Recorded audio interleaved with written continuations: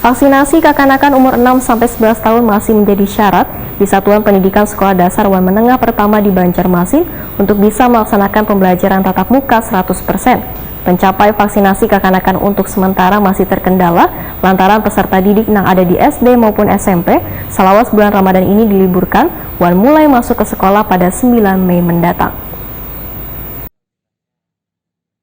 Vaksinasi kekanakan umur 6 sampai dengan 11 tahun masih menjadi syarat di Satuan Pendidikan Sekolah Dasar dan Menengah Pertama di Banjarmasin bisa melaksanakan pembelajaran tatap muka 100%. Kepala Dinas Pendidikan Banjarmasin Nuriyadi Wahetakuni Primati Picelang tengah hari Selasa 26 April 2022 memedahkan tingkat pencapaian vaksinasi kekanakan umur 6 sampai dengan 11 tahun di Banjarmasin sudah 41%, sedangkan target yang harus dicapai adalah 70%. Namun pencapaian vaksinasi kekanakan tersebut untuk sementara masih terkendala lantaran peserta didik yang ada di SD maupun SMP selama bulan Ramadan ini diliburkan dan mulai masuk ke sekolah pada 9 Mei mendatang. Menurut Nuriyadi, sesuai dengan edaran pemerintah pusat bagi sekolah yang peserta didiknya belum tervaksin hingga 70%, maka diterapkan aturan pembelajaran 50% pembelajaran tatap muka dan 50% pembelajaran jarak jauh. Pak, untuk vaksinasi anak sejauh ini di Banjarmasin sudah sampai berapa persen nih Pak? Ya, kalau presentasi ini sudah mencapai 41%.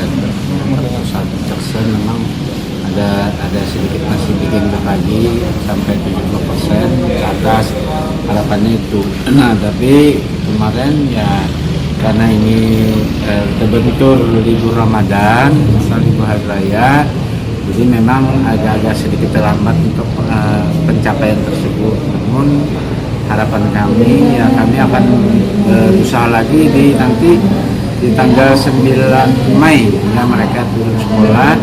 Nah, kami akan melihat sekolah-sekolah mana yang sudah mencapai 70%, bagaimana sekolah-sekolah yang masih belum mencapai 70%.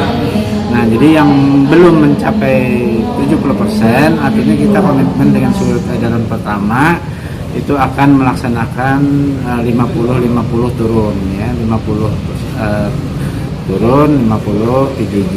Nah, tapi kalau sudah di atas 70%, artinya mereka sudah bisa melaksanakan PTM 100%. Nah, itu. Nuriyadi berjanji akan memantau sekolah yang vaksinasinya masih belum mencapai 70% serta meminta kedutaan siswa untuk memperbolehkan anaknya divaksin.